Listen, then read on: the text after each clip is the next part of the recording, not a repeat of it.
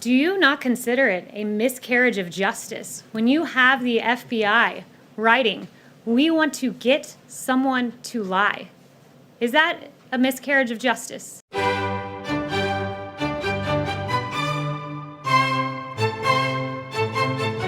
Ask you about something the president said moments ago in an interview. He said that Tara Reade is, quote, far more compelling than anything they had with respect to Brett Kavanaugh. What did he mean by that? What is more compelling? I think it was a grave miscarriage of justice, what happened with Justice Brett Kavanaugh.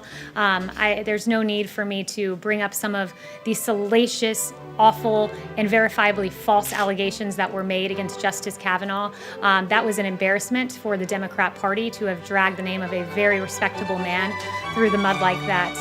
So I'll leave it at that. But in the end, he pleaded guilty, and that's... You hesitated because you know what the answer is. The answer is yes. That's up to a lot of other people to decide. And I would encourage the media to cover it because I've watched a lot of your networks. I've read a lot of your papers. I've seen a whole lot of scant information about Michael Flynn when there was a whole lot of speculation about Russia, culminating in $40 million of taxpayer money being lost and the complete and total exoneration of President Trump.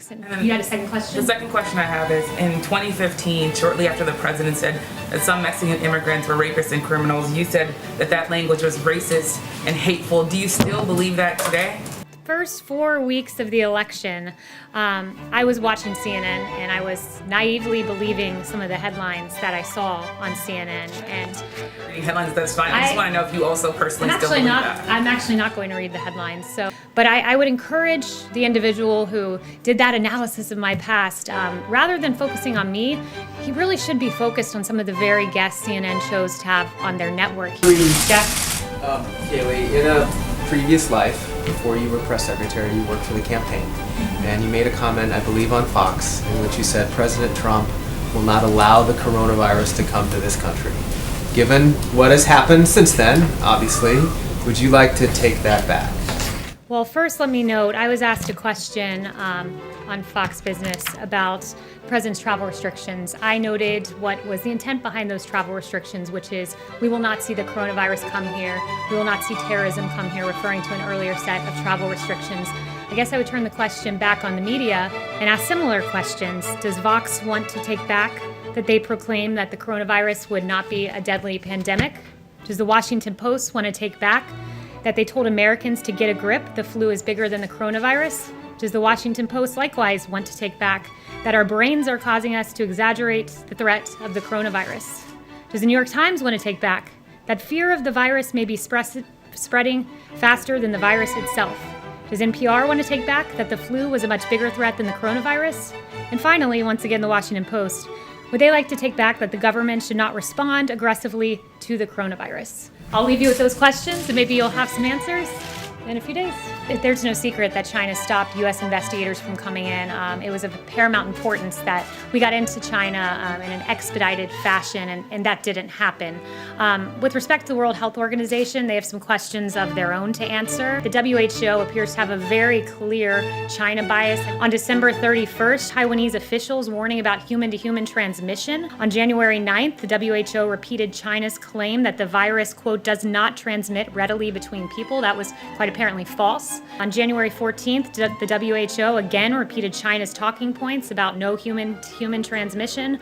They praised China's leadership on the 22nd of January. On the 23rd, they said, and this is incredible, the pandemic didn't represent a public health emergency of international concern. And if we say there's a pandemic of coronavirus, we're essentially accepting that every human on the planet will be exposed to that virus. The data does not support that. Even on February 29th, you had the WHO saying that when the coronavirus was spreading around the world, they chose to put political correctness first by opposing life-saving travel restrictions. The travel restrictions this president put in place, the travel restrictions that Dr. Fauci praised as saving lives. And you have the World Health Organization opposing a measure that saved American lives. That's unacceptable, especially at a time when the U.S. was providing $400 to $500 million. Do you not consider it a miscarriage of justice when you have the FBI writing, "We want to get someone to lie"? Is that a miscarriage of justice? I guess I would turn the question on you and just ask, does it trouble you that the FBI said, we got to get Flynn to lie? Doesn't that trouble you as a journalist? And not only that, as an American citizen. And so this president, when faced with this very tough decision to put a pause on the hottest economy in modern history, said, American lives matter most. And that's what he did. And I can tell you this, the president that got us to the hottest economy in modern history, he's done it once, and he can do it again. Yes. Thank you for being here. When the president says we did a spectacular job, or when Jared Kushner talks about a great success story, some Americans see it as a lack of empathy. You understand the reaction?